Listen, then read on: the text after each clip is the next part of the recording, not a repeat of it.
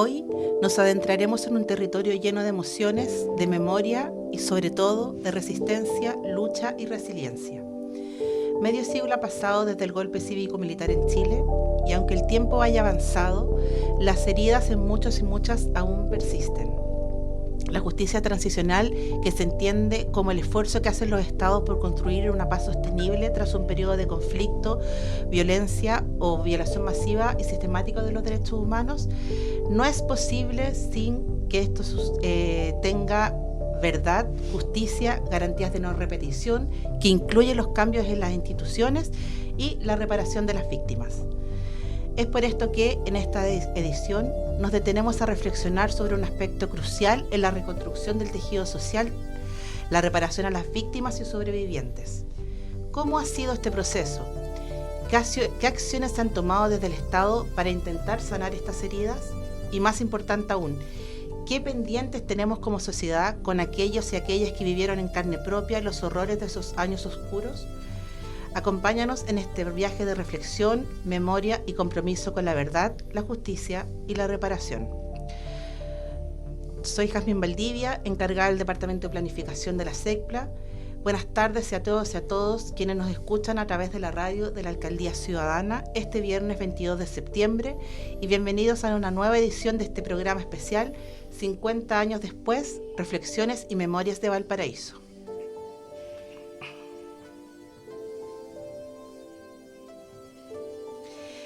Ante todo, queremos saludar y agradecer a las personas que han escuchado y compartido con nosotras estos emotivos programas, donde hemos conversado respecto a diversos temas relacionados a la conmemoración de los 50 años del golpe cívico-militar en Chile. En esta tercera edición abordaremos la temática de la reparación a víctimas y sobrevivientes a 50 años y para ello conversaremos con 3 invitadas especiales que nos acompañan hoy. En este primer bloque queremos darle la bienvenida a Héctor Tito Sousa, representante del PRAIS Histórico, que fue la primera organización de usuarios PRAIS del Servicio de Salud Valparaíso San Antonio, que forman parte de la Mesa de Coordinación PRAIS y además son parte importante de la Mesa de Trabajo de Derechos Humanos de Valparaíso. Bienvenido, Tito. Muchas gracias por la invitación. Gracias a usted por venir y por la disposición a participar de esta conversación importante a 50 años del golpe cívico-militar. Bueno, primero quisiera que nos contara cuál es su visión de la reparación que han tenido tanto las víctimas como la sociedad en su conjunto a 50 años del golpe de Estado cívico-militar. Bien difícil poder empezar a hablar de reparación,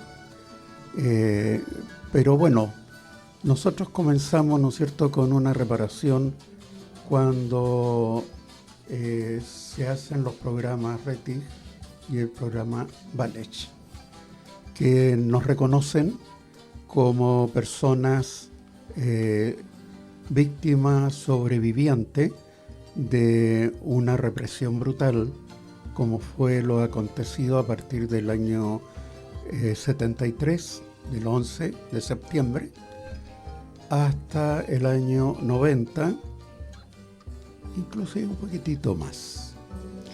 Tito, es importante decir que esas comisiones de verdad, de justicia y de reparación también ocurrieron hartos años después. O sea, comienza la primera comisión, que fue la comisión RETI, que reconoce a los ejecutados y a los detenidos desaparecidos, y varios años después se abre el informe en la comisión VALECH, que reconoce después a todos quienes fueron víctimas de prisión política y tortura.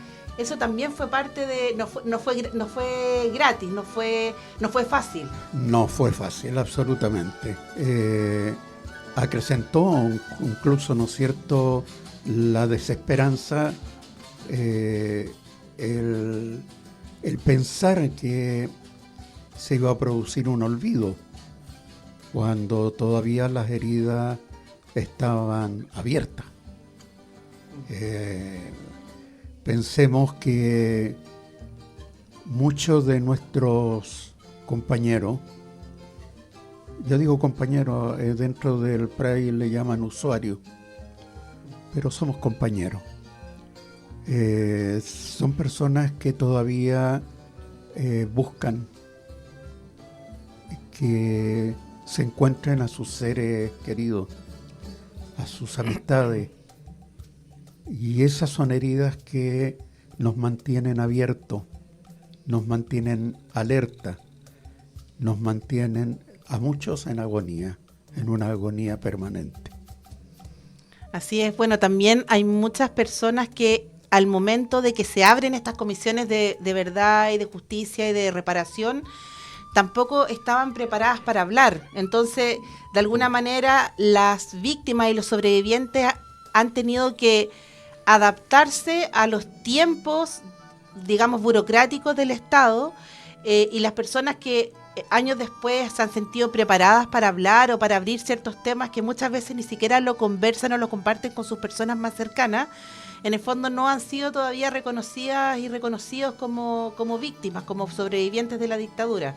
De alguna manera el Estado no ha dado esas garantías de reconocimiento de esas verdades que a veces están muy encapsuladas en quienes vivieron principalmente las torturas y los apremios que se vivieron durante esa época. Exacto. Hay que recordar que en este periodo de la comisión Walech, que es la que me tocó a mí, no estábamos preparados para hablar. Sin embargo, era un requisito poder comunicar y demostrar. Y además que teníamos que tener documentación o por lo menos algo que nos respaldara de que realmente habíamos pasado nosotros por encarcelamiento, por tortura, por relegación, como toda la manifestación que hubieron de parte de los opresores en ese periodo. Costó, pero la valentía hizo que nos enfrentáramos y contáramos parte de esa vida que nos ha tocado a nosotros vivir. Es una experiencia que ojalá nadie más la vuelva a tener que pasar. Hay mucha cosa todavía, porque tú me hablas de reparación. Hay dos tipos de reparaciones. La Walech, la Rettig, nos dieron un bono, una cantidad como compensación por haber perdido nuestra libertad como ser humano. Una compensación mínima, pero que no va al fondo, porque hay otro daño, no es el daño económico.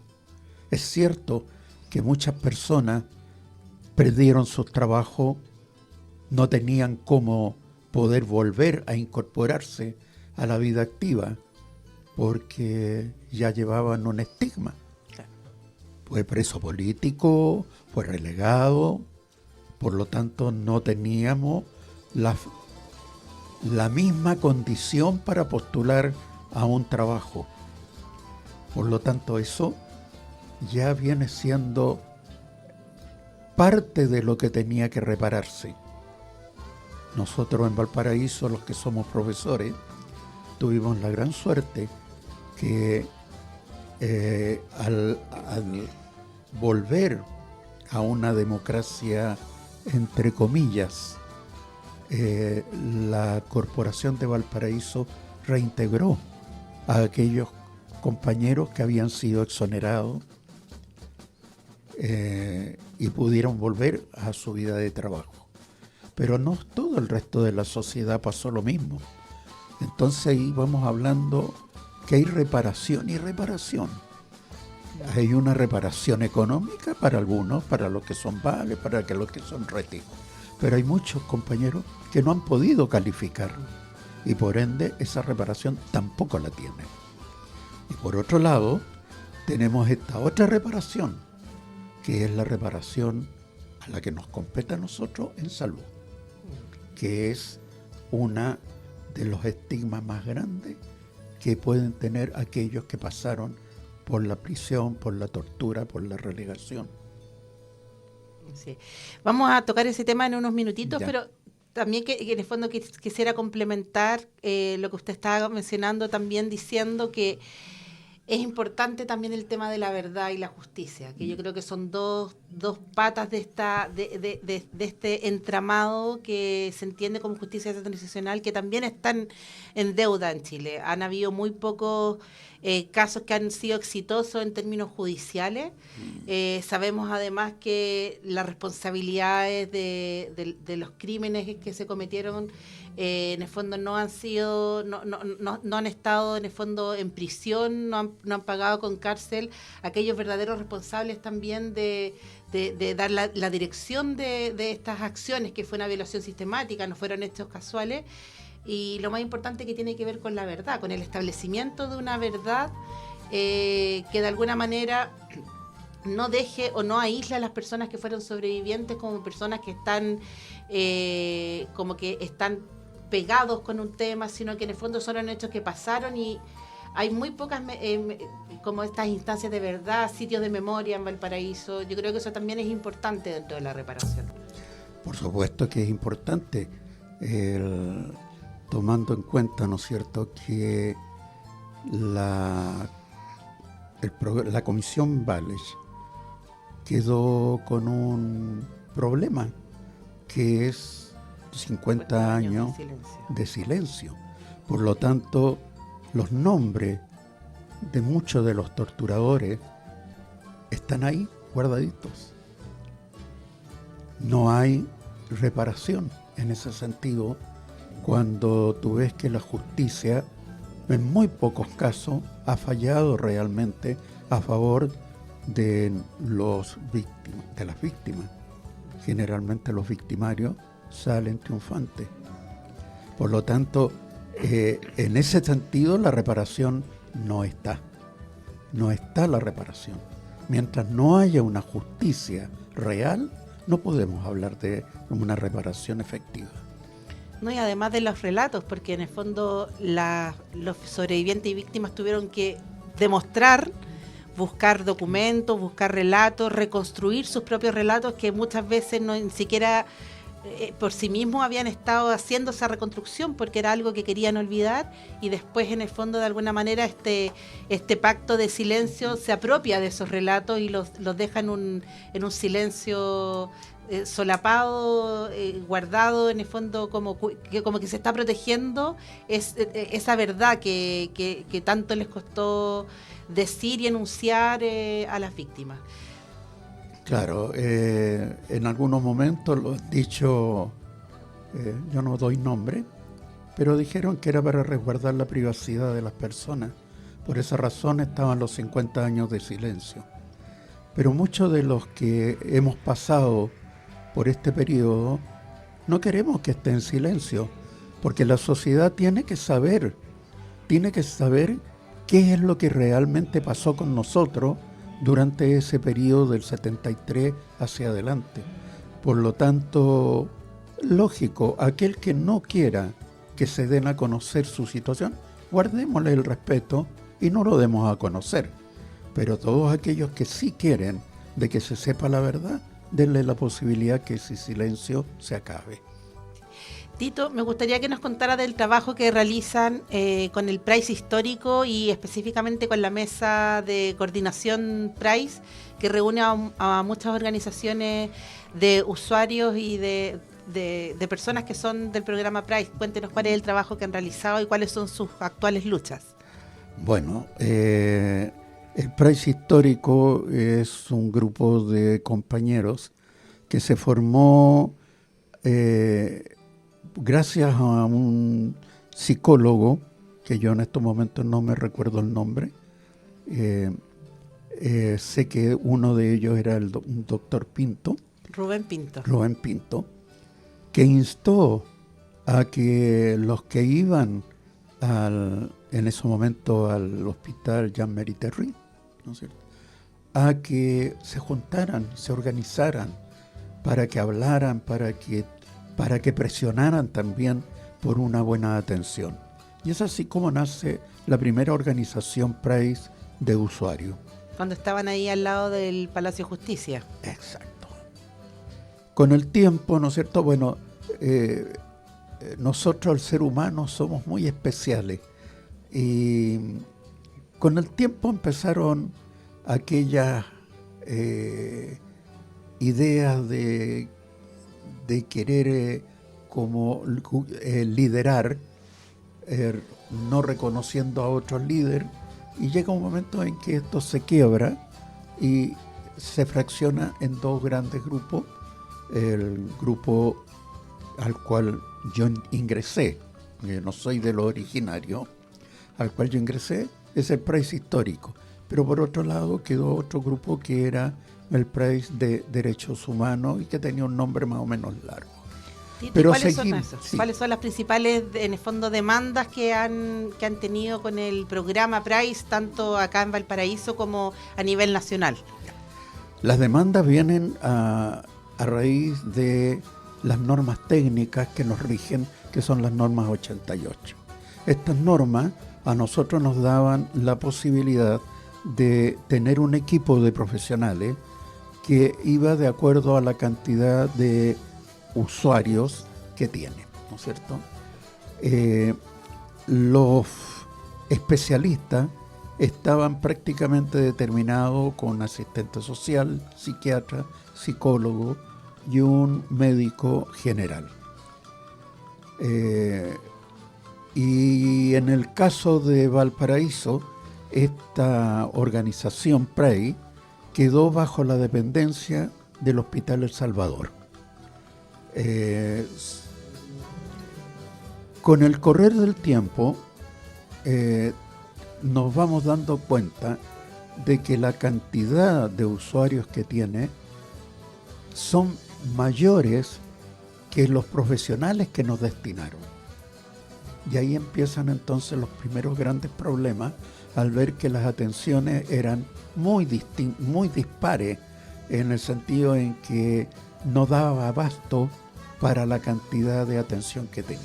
Claro, porque usted además comparte muchos de los profesionales con usuarios de hospitales de San Antonio, porque en el fondo es el mismo servicio de salud que hace que en el fondo los profesionales tengan que incluso estar viajando. Estuvieron luchando también allá en San Antonio para tener un equipo estable dentro del hospital Claudio Vicuña. Claro. Entonces ustedes han sido parte importante de la búsqueda de priorización, o sea, ya estando dentro del programa PRAIS, que es un programa de reparación supuestamente integral de salud para las personas que son reconocidas como víctimas y sobrevivientes, aún estando adentro ya reconocidos, han seguido luchando por el reconocimiento, por la priorización y por una atención especializada. Sí, en el caso de acá Valparaíso San Antonio, nosotros tuvimos que compartir el psiquiatra. San Antonio hasta el día de hoy no tiene psiquiatra y por lo tanto de las horas que están determinadas para el psiquiatra se tienen que dividir, que además son insuficientes. Esa es la realidad. Nosotros cuando hablamos de una reparación integral, nunca hemos tenido reparación integral. Eso está en el puro papel, pero nunca hemos tenido una reparación integral. Además, nosotros ya no somos los mismos de hace 20, 30 años atrás, 40 años atrás. Somos otras personas que hemos ido envejeciendo y que por lo tanto han aparecido nuevas manifestaciones en nuestro cuerpo que no están siendo atendidas por un equipo. Así es. Y la derivación al hospital, en el caso de Valparaíso, al Van Buren, no son tan expeditas. Además, en los hospitales muchas veces no han tenido la empatía con los PRAIS. Tengo que decirlo porque así es. A pesar de que nosotros hemos luchado porque en cada lugar de atención en salud haya un facilitador que permita la entrada del PRAIS y que lo atiendan con la deferencia que merece por la condición de ser una persona con problemas derivado por el atropello que recibimos en nuestros derechos. No existen en todas partes, y si existen, no se había hecho hasta el día de hoy, no se había hecho una capacitación a la persona que nos tiene que recibir. Claro, entonces la lucha que ustedes tienen es por una búsqueda de reparación adecuada a las necesidades que van teniendo como usuarios, y que también se tome el tiempo el tiempo de espera que ustedes han tenido por la reparación, para que puedan ser priorizados en las atenciones que realizan. Así Exacto. Que, bueno, Tito, dejamos abiertas las puertas de nuestros medios de comunicación para que puedan seguir visibilizando la lucha que están realizando como mesa de usuarios y con el trabajo de la Mesa de Trabajo de Derechos Humanos. Y agradecemos su valioso tiempo para dar esta entrevista o esta conversación que hemos tenido. Mientras nos preparamos para recibir a nuestras siguientes entrevistadas, queremos dejarlas con la voz de Patricio Mans y su canción Llegó Volando. Esta canción es del álbum Con la Razón y la Fuerza y fue grabada junto a Inti Illimani en Roma el año 1983. Gracias.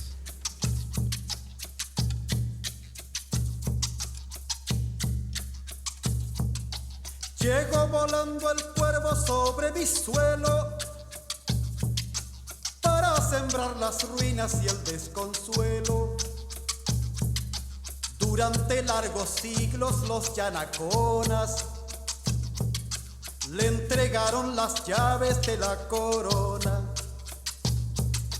Durante largos siglos fue ensangrentando el suelo de los pueblos que iba violando, perforando las tierras de la labranza para escarbar el oro de la templanza.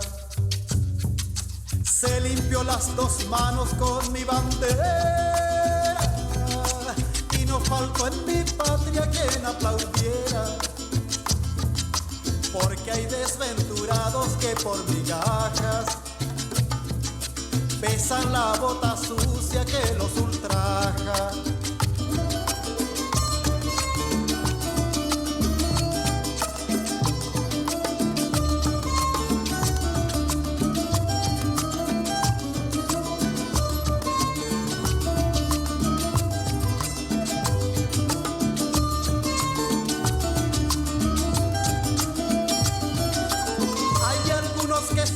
Con gran esmero,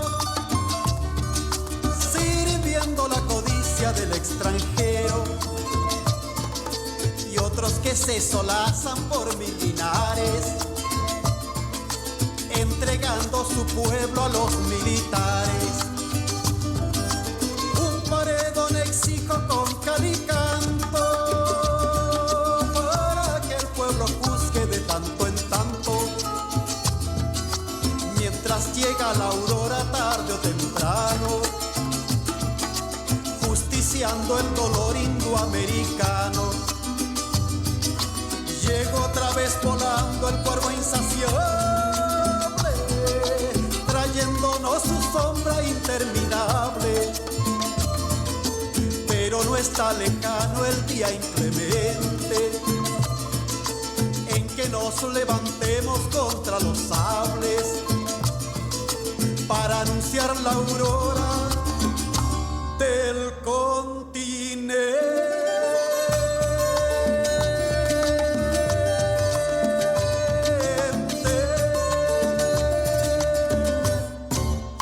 Estás escuchando Radio Alcaldía Ciudadana. Llegó Volando de Patricio Mans, una canción profundamente emotiva que evoca sentimientos de melancolía, esperanza y resistencia. Esta canción es un repaso histórico de cómo a lo largo de los años y de los siglos de Latinoamérica ha sido saqueada e intervenida en reiteradas ocasiones por el cuervo, una analogía del imperialismo extranjero. Primero fueron los yanaconas y el saqueo de Latinoamérica, pasando luego a la derecha reaccionaria. Sector, al igual que los yanaconas, recibió dinero desde las potencias extranjeras para atacar la democracia de sus propios países. Al escuchar la voz de Patricio Mans, nos sumergimos en un viaje de introspección y de memoria, recordándonos la importancia de no olvidar y de seguir trabajando por una sociedad donde la justicia y la reparación no sean solo palabras, sino realidades tangibles. Después de estas palabras, damos la bienvenida a nuestras dos invitadas, Bárbara Aracena y Sara Ábalos. Son representantes del sindicato Afrodita. Con ellas conoceremos más detalles de un proyecto de reparación para víctimas trans de la dictadura que ha comenzado a realizar, que han comenzado a empujar. Bienvenidas. Gracias. Cuéntanos, Bárbara, ¿cómo es este proyecto de reparación que están empujando como sindicato? Bueno, me presento, mi nombre es Bárbara Aracena, soy vocera del sindicato Afrodita y a los 50 años que se instaura este golpe militar aquí en nuestro país, como sindicato Afrodita consideramos que hoy, más que nunca, debemos nosotras como mujeres trans luchar por una reparación histórica que fue contra nuestras mujeres mayores trans, que en esos tiempos se invisibilizaban los informes de violencias en las cuales ellas eran reprimidas y a su vez con un acto muy violento en cuanto por ser una mujer trans, ya que en esos años estos grupos de mujeres y en general de diversidades sexuales de género eran discriminadas. Nosotros, como mujeres trans, no tuvimos derecho a ningún informe en los cuales el Estado nos persiguió por mucho tiempo. Y bueno, y en realidad fuimos uno de los grupos más perseguidos y más discriminados de la violencia del Estado. Aún todavía está plasmado esa crisis, ese miedo, ese temor de nuestras mujeres mayores trans. Hoy en día el sindicato Afrodita está trabajando con nuestro equipo de trabajo, una memoria y una reparación histórica para nuestras compañeras trans adultas. Esto va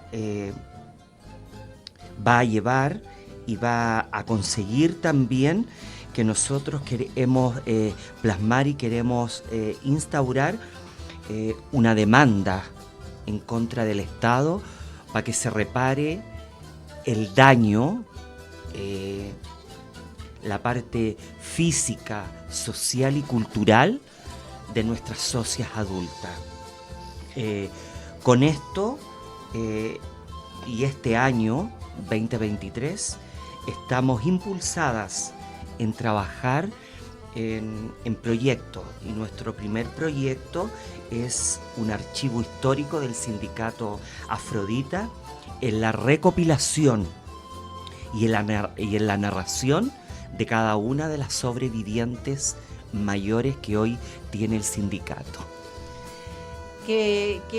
¿Cómo ha sido, Bárbara, este trabajo? Porque de alguna manera recién comenzábamos con Tito, que es parte de una organización de usuarios, de víctimas que ya han sido reconocidas, y qué importante para ustedes hoy día, 50 años después, quieran sacar la voz y visibilizar aquellas acciones y actos que muchas veces le han sido negados en el fondo, una visibilización que está en distintas dimensiones de la vida, pero también hoy día quieren sacar a la luz aquellos actos que muchas veces han sido de alguna manera invisibilizados o normalizados. ¿Cómo ha sido ustedes para sindicatos llegar a conversar con las personas, con las trans mayores que han tenido tanto posiblemente silencio, tanto miedo de sacar la voz y poner en manifiesto estos relatos que deben ser muy crudos? Bueno, esto se ha hecho con una investigación sobre violencia y político sexual a cada una, de estas socias. ya que estas socias adultas mayores, cada una cuenta con sus narraciones, con sus experiencias de vida, y ha sido también como una experiencia muy traumática para ella volver a vivir los episodios, la discriminación, la violencia que ellas sufrieron en un antes, en un después de dictadura. Este trabajo nos ha llevado también a la memoria de ella, a recopilar fotos de ella, narraciones, vidas y traumas que estas mujeres han llevado por mucho tiempo a lo largo de su vida, ya que nosotros debemos considerar y debemos pensar que estas mujeres, las primeras personas que a ellas las discriminan es su núcleo familiar, y desde ahí donde comienzan estos problemas sociales, culturales y políticos, y a su vez psicológicos para estas mujeres. Estas mujeres tienen muchas vivencias, estas mujeres tienen mucho sufrimiento, y nos ha tocado un trabajo, ya que nosotros las hemos entrevistado, y ellas vuelven a revivir los momentos difíciles que ellas han pasado en el transcurso de una mujer trans, porque debemos considerar que nosotros como mujeres trans nunca estuvimos en los informes, en lo cual se hizo en el desarrollo de una postdictadura y una dictadura. Hemos sido uno de los grupos más perseguidos, discriminados y violentados por los agentes del Estado. En distintos periodos de la historia, además. Claro, los distintos periodos del Estado, y aún más, tenemos socias también de 40 a 55 años, que ellas también han sido, ¿cómo se dice?, reprimidas, ya que ellas ejercieron el comercio sexual en los 80 y en los 90. Ellas también tienen mucho que entregar, mucho sacrificio y mucho desarrollo mental, de un desorden en ellas, que muchas de ellas todavía aún plasman el temor en salir a la calle, porque ya son mujeres que en la vida se presentan sin nada. Su campo laboral es muy bajo, e igual sus estudios, por su condición, y su familia les podía entregar lo que se podía. Entonces, ¿cuál era el trabajo más rápido para ella? Irse de su hogar era irse de la casa, era irse a trabajar en la calle, a trabajar en el comercio sexual, donde ¿qué experimentaban? Experimentaban la violencia, experimentaban la delincuencia, el alcohol, la droga. Y mucho de las vidas de una mujer, de las mujeres trans, no era más de los 30 hasta los 35 años, era por el estilo de vida en la cual se llevaba. Hoy en día el sindicato Afrodita tiene mujeres mayores de 30 hasta 85 años, y estas son las mujeres mayores con las cuales nosotros estamos trabajando para levantar la demanda y para levantar también una memoria, una reparación históricas con ellas. Me parece que es súper importante que ustedes, como sindicato de mujeres trans, hoy día, posiblemente para mirar el futuro y las demandas que hoy día y los desafíos que tienen hoy día como sindicato, se atrevan a mirar esa historia que ha sido invisibilizada y que ha sido en el fondo no reconocida. Hay una dimensión política en la violencia contra las mujeres trans que ha ocurrido durante toda la historia de la humanidad, podría decir. Y que en el fondo han existido y han sido invisibilizadas y han recibido violencia que muchas veces a lo mejor ha sido naturalizada.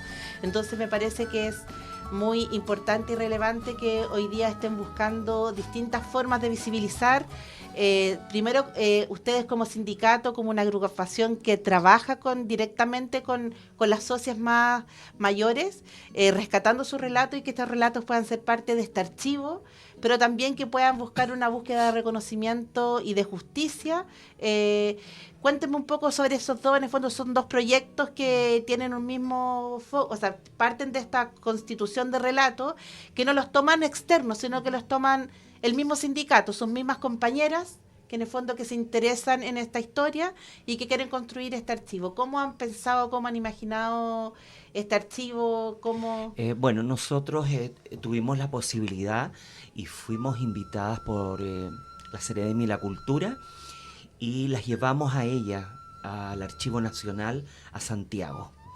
Y ahí se nos mostró cómo se realiza, cómo se conforma el archivo en la cual Sindicato Afrodita quiere tener un archivo y luego lo queremos donar, lo queremos igual, queremos compartirlo en general, todas nuestras vivencias con fotos.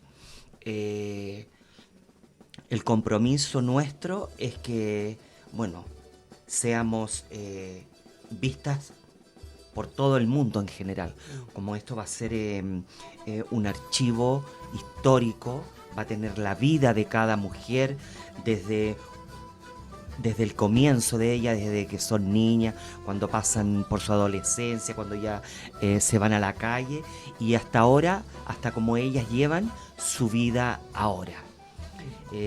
También nosotros estamos plasmando en tener un acceso y una atención de salud digna para estas mujeres, porque hoy en día muchas mujeres son importantes el derecho en la cual hay atención salud, porque hay muchas de nuestras mujeres que ellas en sus cuerpos tienen silicona industrial.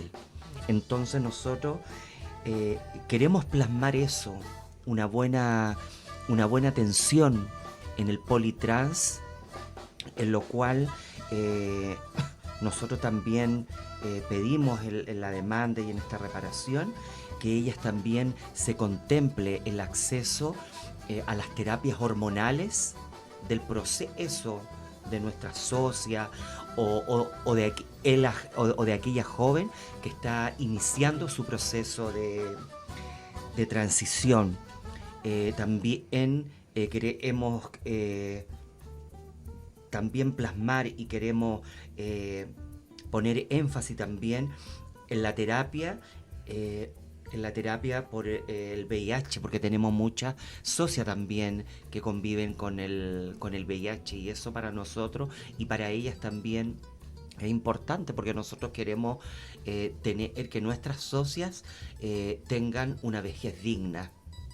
Entonces, bueno, nosotros hemos impulsado también en nuestras necesidades, en nuestros complejos, y también que ellas sean atendidas y sean integradas en los planes y en los desarrollos de salud que se lleva adelante. Muchas gracias. Sara, no sé si quieres comentar cómo ha sido el trabajo que han realizado con el sindicato Afroditas, cómo ha sido este acompañamiento. Sí, bueno, tenemos un equipo de profesionales que estamos apoyando lo que el sindicato está realizando. En realidad la idea es ponerse al servicio, básicamente porque la idea precisamente es que se visibilicen ellas. Son ellas el centro y nosotros en realidad es más bien apoyar. Y en ese sentido, como bien decía Bárbara, hoy día estamos enfocadas precisamente a poder rescatar lo que son las memorias de cada una de ellas, primero que todo. Sabemos que eso trasciende, obviamente, a la misma organización, pero partir por ahí. Y por otra parte también poder realizar esta investigación, ¿cierto?, político-sexual, que es otra línea, digamos, ya enfocarnos en lo que es todo lo que el Estado, ¿no es cierto?, ha invisibilizado como violencia y que ha quedado, digamos, ahí como que no se tienen antecedentes. Entonces la idea es poder ir rescatando esas vivencias, ¿eh? Eso que ellas pueden ir compartiendo. Ahora, es bien lo que nos hemos ido dando cuenta, que el hecho de tener espacios en donde ellas puedan compartir sus vivencias ya permite que esto, no sé si es reparación, pero sí por lo menos abrir el tema. El reconocerse El primero como reconocer. sobreviviente o como víctima de la situación. Correcto, claro. Escuchando, por ejemplo, a la gente del Price, que un poco, yo creo que está un poco en la misma línea. Claro, aquí lo que ocurre sí es que son mujeres que han vivido eternamente con el miedo, siempre han vivido en su cuerpo la violencia del sistema. Precisamente. Entonces, por lo tanto, para nosotros siempre es algo que no tenemos que estar atentas, porque es algo nuevo también para una. Así. Bueno, agradecemos a Bárbara y a Sara por esta entrevista, por acompañarnos en esta conversación. Les dejamos, por supuesto, las puertas abiertas a que puedan seguir visibilizando la lucha que están realizando. Y bueno, agradecemos a todas y todos quienes nos han acompañado en este tercer programa. Hemos querido hoy día hablar de sobrevivientes. Creemos que a 50 años es importante que empecemos a mirar nuevamente aquello que pasó durante el periodo de la dictadura y que podamos tener nuevas miradas respecto a lo mejor a realidades o a grupos que han estado invisibilizados históricamente. Ayer conversábamos con mujeres respecto a, en el fondo, también cómo es importante ir poniendo el enfoque de género cuando hablamos de justicia, cuando el enfoque de género cuando hablamos de reparación.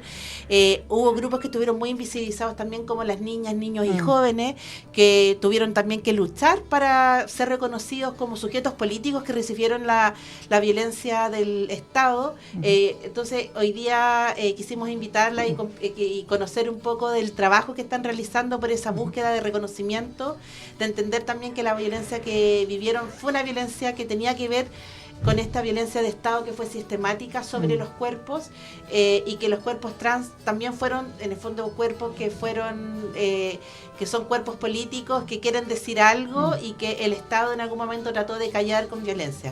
Así que agradecemos mucho, Bárbara y Sara, y a Tito, que nos acompañó hoy día, y nos vamos a ver en nuestro último capítulo de 50 años después, reflexiones y memorias desde Valparaíso. Gracias. Radio Alcaldía Ciudadana.